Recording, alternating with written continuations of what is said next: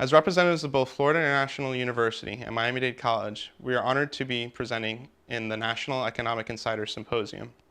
My name is Theodore Mook and my colleague is Joseph Fatayatil. Our project is based on the Let's Move project headed by Michelle Obama. It is a program that is supposed to give healthier eating choices to children, as well as healthier school lunch programs and exercise programs. I'm going to discuss a little bit about our First Lady Michelle Obama's campaign, the Let's Move campaign that she recently announced, where students have access to better healthy food and are aware of what they're eating and how we as students ourselves can make a difference and help our First Lady fund this amazing project that she has put forward. Let's Move is a nationwide initiative that basically focuses on 4 key components. First, we want to improve information and the tools that parents need to make the changes that are desired in their families. The second is that we have to improve the quality of food in our schools. That's where kids are eating many of their meals, and we have to do a better job of making sure that that food is quality. Third, we need to improve access and affordability of healthy foods. We have to eliminate food deserts in this country, and we need to do it now. And finally, we have to increase physical education for our kids. We need to get them moving. We believe that this is a great campaign, and so, through this project, hope to fund this campaign, which is expected to cost approximately $10 billion over a period of 10 years. Our primary area of focus is that of junk food advertising. In light of the amount of money spent in America to treat obese children, junk food advertising still continues to dominate all outlets of media, with approximately $11.5 billion spent annually.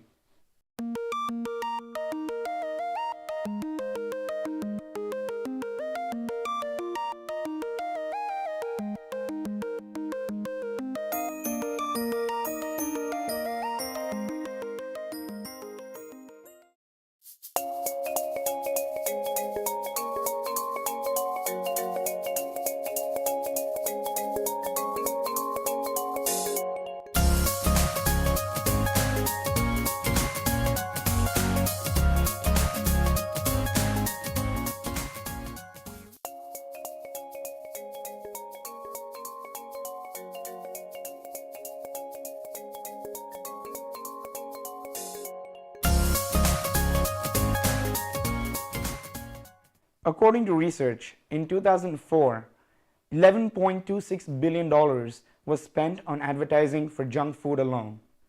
Adjusted for inflation, this amount would amount to $12.8 billion today. Also, this amount is set to increase over the next few years, and according to research done in UCLA, during Saturday morning cartoons, children see an average of 1 food ad every 5 minutes, with as many as 95% of them advertising food with poor nutritional value. If we assume that today the market is at equilibrium, the demand for junk food advertising and its equilibrium price is shown. We propose a 10% sales tax on advertisement of junk food and non-juice drinks that will generate over $1 billion in tax revenue each year that will be earmarked for the Obama School Lunch Program. This will be more than enough to cover the $10 billion cost over the 10 years for the program. The extra $500 million that is generated will be split into equal parts. The first part will be for a special grant program, and the second will be set aside for unintended program costs. Once we impose the tax, the price of advertising to the junk food manufacturer increases. Since demand is relatively inelastic, the resulting change in quantity is small, and total revenue for advertising companies will not be significantly affected. We know that the advertising to the manufacturer getting its product sold, and as such would absorb the tax and continue operations as usual. Because there seems to be an inelastic demand for junk food advertising space and time, an increase in the cost of advertising will not adversely affect the advertising industry.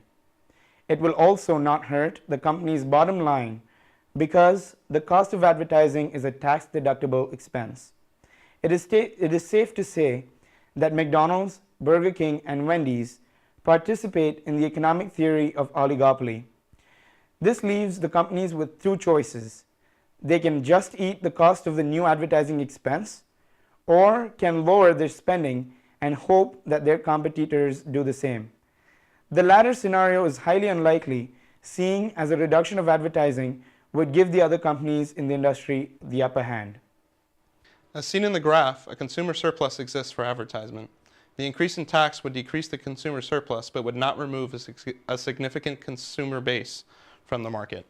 Just looking at Super Bowl advertising revenue and its significant increase over time shows that tax revenue will cover or exceed the necessary revenues for the First Lady's program. With a tax hike on advertising, the companies are left with two hard choices: to raise prices of their products and decrease the quantity demanded, or to absorb the cost of the tax increase and no price change for the consumer. It would be a very clear managerial decision not to raise the prices of the products and continue the same amount of advertising. No one would like to see the bottom line drop drastically because of a price point. Thus, the consumer will be unaffected. Because of the fact that the bigger corporations would absorb the increased cost of advertising, the final effect on the print, television, and radio media outlets is negligible. As previously mentioned, there is an excess of $250 million that was left after paying for the program. The recommendation is that the United States government give out grants with these monies to higher education institutes to give students who will create PSAs promoting healthy eating and healthy food options. Not only will these PSAs speak to the younger generation, but will give the American population a better idea of how important healthy living and eating is.